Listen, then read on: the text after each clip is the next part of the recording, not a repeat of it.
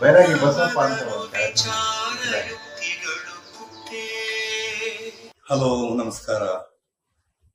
ನಾನು ನಿಮ್ಮ ಸುಂದರರಾಜ್ ಮಾತಾಡ್ತಾ ಇದ್ದೀನಿ. ಇವತ್ತು ಒಂದು ವಿಶೇಷವಾದ ವಿಚಾರಗಳ ಒಂದಿಗೆ ನಿಮ್ಮ ಜೊತೆ ನಾನು ಕೆಲವಾರು ವಿಷಯಗಳನ್ನ ಹಂಚ್ಕೊತಾ ಇದ್ದೀನಿ. ಮುಖ್ಯವಾಗಿ ನನ್ನ ಬಲಭಾಗದಲ್ಲಿರುವಂತ ನನ್ನ ಆತ್ಮೀಯ ಗೆಳೆಯ ಹಾಗೂ ನಿರ್ದೇಶಕ, ನಿರ್ಮಾಪಕ ರವಿ. ನಾನು ನನ್ನ ಫೋನ್ನಲ್ಲಿ ತಾಯಿ ರವಿ ಅಂತಾನೆ ಹಾಕೊಂಡಿದ್ದೀನಿ. ತಾಯಿ ರವಿ ಅಂತ ಯಾಕೆ ಹಾಕೊಂತೀನಿ ಅಂತಂದ್ರೆ, ತಾಯಿ ಸಿನಿಮಾ ಮಾಡಿದಾಗ ಅದಕ್ಕೆ ಅಸೋಸಿಯೇಟ್ ಆಗಿ ಕೆಲಸ ಮಾಡಿದ್ದು ನಮ್ಮ ರವಿ. ಬಹಳ ಅಚ್ಚುಕಟ್ಟಾದ ಒಂದು ಅಸೋಸಿಯೇಟ್ ಆಗಿ ಕೆಲಸ ಮಾಡಿ ಆ ಸಿನಿಮಾದ ಎಲ್ಲಾ ವಿಭಾಗಗಳಲ್ಲೂ ಪರಿಣಿತಿ ಹೊಂದಿ ಆ ಸಿನಿಮಾಗೆ ರಾಜ್ಯ ಪ್ರಶಸ್ತಿ, ರಾಷ್ಟ್ರ ಪ್ರಶಸ್ತಿ ಬರೋದಕ್ಕೆ ಕಾರಣಕರ್ತನಾಗಿದ್ದಾನೆ ಅಂತ ಕೇಳೋದಕ್ಕೆ ನನಗೆ ಹೆಮ್ಮೆ ಆಗುತ್ತೆ. ತದನಂತರ ಇನ್ನೊಂದು ಸಿನಿಮಾ ಮಾಡ್ದ, ಅಷ್ಟಾವಕ್ರ ಅಂತ, ನನ್ನ 2ನೇ ಸಿನಿಮಾ. ಆ ಸಂದರ್ಭದಲ್ಲಿ ಆ ಅಷ್ಟಾವಕ್ರ ಮಾಡಬೇಕಾದಾಗ ಹಲವಾರು ಸಮಸ್ಯೆಗಳು ಬಂತು. ಸಿನಿಮಾ ಮಾಡೋದೇ ಕಷ್ಟ. ನಾನಂತೂ ನಿರ್ಮಾಪಕನಾಗಿ ಸೆಟ್ಗೂ ಹೋಗಿರ್ಲಿಲ್ಲ. ಆದ್ರೆ ಸಿನಿಮಾ ಮಾಡಿಕೊಟ್ಟು ಅಚ್ಚುಕಟ್ಟಾದ ಸಿನಿಮಾನ ಮಾಡಿ ಅದಕ್ಕೆ ಆ ಸಿನಿಮಾದಲ್ಲಿ ನಟಿಸಿದ ಅಷ್ಟಾವಕ್ರನ ಪಾತ್ರ ಮಾಡಿದಂತ ಆ ಬಾಲಕನಿಗೆ ವಿಕಿತ್ ಶರ್ಮಾ ಅವನಿಗೆ ರಾಜ್ಯ ಪ್ರಶಸ್ತಿ ಬೆಸ್ಟ್ ಚೈಲ್ಡ್ ಆರ್ಟಿಸ್ಟ್ ಅಂತ ಬಂತು. ಅದು ಕೂಡ ನನಗೆ ಬಹಳ ಹೆಮ್ಮೆ. ಈಗ ಪ್ರಸ್ತುತ ಇವತ್ತು ಹನಿ ಫಿಲ್ಮ್ ಮೇಕರ್ಸ್ ಅಂದ್ರೆ ಬೇರೆ ಯಾರು ಅಲ್ಲ, ನನ್ನ ಆತ್ಮೀಯ ಮಿತ್ರ ಕುಮಾರ್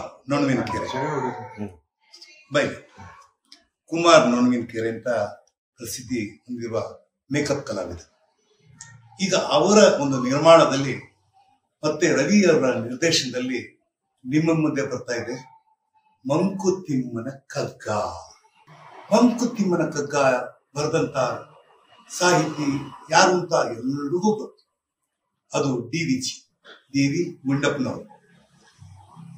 ಬಹುಶಃ ಡಿ.ವಿ. ಗುಂಡಪ್ಪನವರು ಬಸವನಗುಡಿಯಲ್ಲಿರುವ ಅವರ ಮನೆಯಲ್ಲಿ ನಾನು ಅನೇಕ ಸಾರಿ ಅವ್ರನ್ನ ನೋಡಿದ್ದೆ, ಅವ್ರ ಬಗ್ಗೆ ಕೇಳಿದ್ದೆ. ಯಾಕೆಂದ್ರೆ ನಾನು ಬಸವನಗುಡಿಯಿಂದ ಬಂದವನೇ. ಇವತ್ತು ಆ ನಾಗಸಂದ್ರ ರೋಡ್ ಅಂತ ಏನಿತ್ತು ಅದು ಇವತ್ತು ಅದಕ್ಕೆ ಡಿ.ವಿ.ಜಿ. Road, DV. ಗುಂಡಪ್ಪನವರ ರಸ್ತೆ ಅಂತ ಹೆಸರಾಗಿದೆ. ಈಗ ವಿಷಯ ಏನಪ್ಪಾ ಅಂತಂದ್ರೆ, ಈ ಒಂದು ಡಿ.ವಿ.ಜಿ. ಅವರ ಬಾಲ್ಯ ಕಥೆ, ಅಂದ್ರೆ ಅವರು ಚಿಕ್ಕವರಾಗಿದ್ದಾಗ ಅವ್ರಿಗೆ ಯಾರು ಗುರುವಾಗಿದ್ರು, ಅವರು ಹೇಗೆ ಇವತ್ತು ಏನು ಮಂಕುತಿಮ್ಮನ ಕಗ್ಗ ಅನ್ನ ಬಂದಿದೆ, ಅದಕ್ಕೆ ಮೂಲ ಕಾರ್ಯಕರ್ತರು ಯಾರು ಅನ್ನೋದನ್ನ ಬಹಳ ಬಹಳ ವಿಸ್ತಾರವಾಗಿ ಸ್ಟಡಿ ಮಾಡಿ ಈ ಸಿನಿಮಾವನ್ನ ಮಾಡಿದ್ದಾರೆ. ಇದು ಇವತ್ತು ನಿಮ್ಮ ಮುಂದೆ ಮಂಕುತಿಮ್ಮನ ಕಗ್ಗವನ್ನು ನಾನು ತೋರಿಸ್ತೇನೆ. ಬಹುಶಃ ಇದರಲ್ಲಿ ಮುಖ್ಯ ಪಾತ್ರ ಮಾಡಿದ್ದಾರೆ ನನ್ನ ಮತ್ತೊಬ್ಬ ಆತ್ಮೀಯ ಗೆಳೆಯ ರಾಮಕೃಷ್ಣ. ನಾವು ನೀರ್ನಳ್ಳಿ ರಾಮಕೃಷ್ಣ ಅಂತ ಕರೀತಾ ಇದ್ದೀವಿ. ನಾನು ರಾಮಕೃಷ್ಣ ಪ್ರಾಯ ಅನ್ನುವ ಸಿನಿಮಾ ಮೂಲಕ ಆ ಸಿನಿಮಾ ಸೂಪರ್ ಹಿಟ್ ಆಯ್ತು. ಇಬ್ಬರು, ಅವನು ಒಂದು ರೀತಿ ಹೀರೋ, ನಾನು ಒಂದು ರೀತಿ ಹೀರೋ ಆಗಿ ಅವತ್ತು ಏನು ನಮ್ಮ ಇಬ್ಬರ ಸ್ನೇಹ ಸಂಬಂಧ ಬೆಳೀತು, ಇವತ್ತು ಈ ಒಂದು ವಯಸ್ಸಿನಲ್ಲಿ ಇಂತಹ ಒಂದು ಮುಖ್ಯ ಪಾತ್ರವನ್ನ ನಮ್ಮ ರವಿ ಅವರಿಗೆ ಕೊಟ್ಟು ಬಹಳ ನಿಜವಾಗ್ಲೂ ಒಂಥರ ನನಗೆ ತುಂಬಾ ಖುಷಿ ಬಂತು. ಯಾಕೆಂದ್ರೆ ಇಂತಹ ಒಂದು ವಯಸ್ಸಿನಲ್ಲಿ ನಮಗೆ ಮುಖ್ಯ ಪಾತ್ರಗಳು ಸಿಗೋದು ಬಹಳ ವಿರಳ. ಆದರೂ ಈ ಒಂದು ಪಾತ್ರಕ್ಕೆ ನ್ಯಾಯವನ್ನು ಒದಗಿಸಿದ್ದಾನೆ ರಾಮಕೃಷ್ಣ. ಇದರ ಟ್ರೈಲರ್ ನಾನು ಈಗಷ್ಟೇ ನೋಡಿದೆ, ಬಹಳ ಅದ್ಭುತವಾಗಿ ಬಂದಿದೆ. ಟ್ರೈಲರ್ ಅಂದ್ರೆ ಸುಮ್ಮನೆ ಟ್ರೈಲರ್ಗೋಸ್ಕರ ಟ್ರೈಲರ್ ಮಾಡಿಲ್ಲ ಅದರಲ್ಲಿ ಕಥೆಯ ಎಲ್ಲ ಸಾರಾಂಶಗಳು ಹೊರಹೊಮ್ಮುತ್ತೆ. ಅಷ್ಟೇ ಚೆನ್ನಾಗಿ ಆ ಟ್ರೈಲರ್ನ ಎಡಿಟ್ ಮಾಡಿ ಮ್ಯೂಸಿಕ್ ಹಾಕಿ ಆ ತುಣುಕುಗಳನ್ನು ಹಾಕಿದ್ದಾರೆ. ತುಂಬಾ ಚೆನ್ನಾಗಿದೆ. ನನ್ನ ವೈಯಕ್ತಿಕ ವಿಚಾರ ಏನೊಂದು, ಇವತ್ತು ಕರ್ನಾಟಕದಲ್ಲಿ ಕನ್ನಡ ಸಿನಿಮಾಗಳು ಮಾಡೋದು ಕಷ್ಟ, ಮತ್ತೆ ಅದನ್ನ ಪ್ರದರ್ಶನ ಮಾಡೋದು ಮತ್ತಷ್ಟು ಕಷ್ಟ.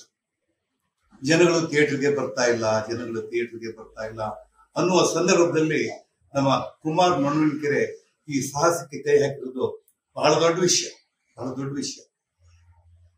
ಹೇಗೆ ಎಡ ಬಲ ನನ್ಗಿದ್ದಾರೆ, ಯಾಕೆಂದ್ರೆ ಇದರ ಭುಜಬಲದ ಪರಾಕ್ರಮ ಅಂತಾನೆ ಹೇಳ್ಬೇಕು.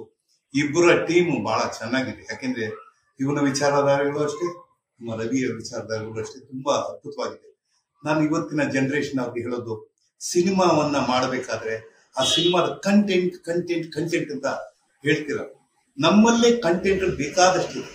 ಆ ಕಂಟೆಂಟ್ ಪೂರ್ತಿ ತೆಗಿಬೇಕಾದ್ರೆ ಅದಕ್ಕೆ ಅಶ್ವಮೇಧ ಯಾಗ ಮಾಡೋಷ್ಟು ಕಠಿಣ. ಅಂತಹ ಒಂದು ಪರಿಸ್ಥಿತಿನಲ್ಲಿ ಇವರು ಈ ಸಿನಿಮಾ ಮಾಡಿದ್ದಾರೆ. ಇದಕ್ಕೆ ಎಲ್ಲ ರೀತಿಯ ಯಶಸ್ಸು ಸಿಗ್ಲಿ ಅಂತ ಹೇಳ್ತಾ ಇದ್ದೀನಿ. ಇದರಲ್ಲಿ ಬಾಲ್ಯ ದೇವಿಜಿನ ಇಲ್ಲಿದ್ದಾರೆ. ಇವರ ರಣವೀರ್ ಅಂತ ಆತನ ಹೆಸರು. ರಾಮಕೃಷ್ಣ ಅವರ ಸೋದರ ಮಾವ, ಅಂದ್ರೆ ತಾಯಿಯ ಅಣ್ಣ. ಆ ಪಾತ್ರದಲ್ಲಿ ಅವ್ರು ಮಾಡಿದ್ದಾರೆ. ಮತ್ತು ತಾಯಿಯ ಪಾತ್ರವನ್ನ ನಮ್ಮ ಭವ್ಯಶ್ರೀ ರೈ, ಅಂದ್ರೆ ಅವಳು ಭರತನಾಟ್ಯಂ ಪ್ರವೀಣ್ಯವರು. ನಾನು ಬಹಳ ಹಿಂದೆ ನೋಡಿದಾಗ ಭರತನಾಟ್ಯ ಮಾಡಿದ್ರು. ಸೊ ಹೀಗಾಗಿ ಈ ಒಂದು ಸಂಬಂಧಗಳು ಯಾಕೆ ಹೇಳ್ತೀನಿ ಅಂತಂದ್ರೆ, ನೆನಪಲ್ಲಿ ಇರುವಂತ ಆರ್ಟಿಸ್ಟ್ಗಳನ್ನ ಹಾಕೊಂಡಿದ್ದಾರೆ. ನಾನು ಎಷ್ಟೋ ವರ್ಷಗಳಿಂದ ಇವ್ರನ್ನೆಲ್ಲ ನೋಡಿದ್ದೀನಿ, ಕಂಡಿದ್ದೀನಿ, ಇವ್ರನ್ನೆಲ್ಲ ಮಾತಾಡ್ಸಿದ್ದೀನಿ. ಮುಖ್ಯವಾಗಿ DVG ಅವರ ಬಗ್ಗೆ ಒಂದು ಸಿನಿಮಾ ಮಾಡೋದು ಅಂದ್ರೆ ಅದಷ್ಟು ಸುಲಭ ಅಲ್ಲ. ಮುಂದೊಂದು ದಿನ ಆ ದೊಡ್ಡ DVGಯ ಪಾತ್ರವನ್ನ ಮಾಡುವ ಅಥವಾ ಒಂದು ಸಿನಿಮಾವನ್ನ ಮಾಡುವ ನಾನು ಮಾಡೋ ಪ್ರಯತ್ನ ಮಾಡ್ತೀನಿ ಅಂತ ಇಷ್ಟಪಡ್ತೀನಿ. ಯಾಕಂದ್ರೆ ಇಂತಹ ಸಿನಿಮಾಗಳು ಬರಬೇಕು, ಜನ ನೋಡ್ಬೇಕು, ನಮ್ಮ ಸಂಸ್ಕೃತಿನ ಉಳಿಸ್ಕೋಬೇಕು. ನಮ್ಮ ಒಂದು ಏನು ಕರ್ನಾಟಕದ ವಿಚಾರಧಾರೆ ಇದೆ ಅದು ಕೇವಲ ಕರ್ನಾಟಕಕ್ಕೆ ಮಾತ್ರ ಸೀಮಿತ ಆಗಬಾರ್ದು, ಇಡೀ ಭಾರತಕ್ಕೆ ಪಸರಿಸಬೇಕು. ಹಾಗೆ ಭಾರತವನ್ನು ದಾಟಿ ನಾಡಿನ ಎಲ್ಲೆಯನ್ನು ದಾಟಿ ಅದು ಅಂತಾರಾಷ್ಟ್ರೀಯ ಮಟ್ಟಕ್ಕೆ ಸಲ್ಲಬೇಕು ಅಂತ ಈ ಒಂದು ಸಂದರ್ಭದಲ್ಲಿ ಹೇಳ್ತಾ, I wish this team, the entire team of ಏನು ಮಂಕುತಿಮ್ಮನ ಕಗ್ಗ, ಎಲ್ಲರಿಗೂ ನನ್ನ ಅಭಿನಂದನೆ ಹೇಳ್ತಾ, ಅವ್ರಿಗೆಲ್ಲರಿಗೂ ಮತ್ತೆ ನನ್ನ ವಂದನೆಗಳು ಹೇಳ್ತಾ, ಮುಖ್ಯವಾಗಿ ಇದರ ಫೋಟೋಗ್ರಾಫರ್ ನಾರಾಯಣ್, ಬಹುಶಃ ಈ ಏನು ಒಂದು ವಿಡಿಯೋನ ಚಿತ್ರೀಕರಣ ಮಾಡ್ತಾ ಇದ್ದಾರೆ ಅವರೇ ಮಾಡ್ತಾ ಇರೋದು. ಮತ್ತೆ ಇದಕ್ಕೆ ದುಡಿದಂತ ಅನೇಕ ಮಹನೀಯರಿದ್ದಾರೆ. ಇವ್ರನ್ನೆಲ್ಲ ಯಾಕೆ ಅಂತಂದ್ರೆ, ಇವರೆಲ್ಲ ಇವತ್ತು ಈ ಮಟ್ಟದಲ್ಲಿ ಬಂದಿದ್ದಾರೆ. ನಮ್ಮ ಹಿರಿಯರು ಅಂತ ಒಂದು ನಂಬಿಕೆಯಿಂದ ಇವರೆಲ್ಲ ಕೆಲಸ ಮಾಡ್ತಾ ಇದ್ದಾರೆ. ನಾವೊಂದೆರಡು ಹಿತನುಡಿಗಳನ್ನ ಆಡ್ಬೇಕು ಅಂತ ಹೇಳ್ಬೇಕಾದ್ರೆ ಮನಸಾರೆ ಹರಸಬೇಕು, ಒಳ್ಳೇದಾಗ್ಬೇಕು. ಇವರೆಲ್ಲ ನಾನು ಚಿಕ್ಕ ವಯಸ್ಸಿನಲ್ಲಿ ಕೆಲಸ ಮಾಡ್ತಾ ಇರುವಾಗ ಇವರೆಲ್ಲ ತುಂಬಾ ಸಪೋರ್ಟ್ ಮಾಡಿದ್ದಾರೆ.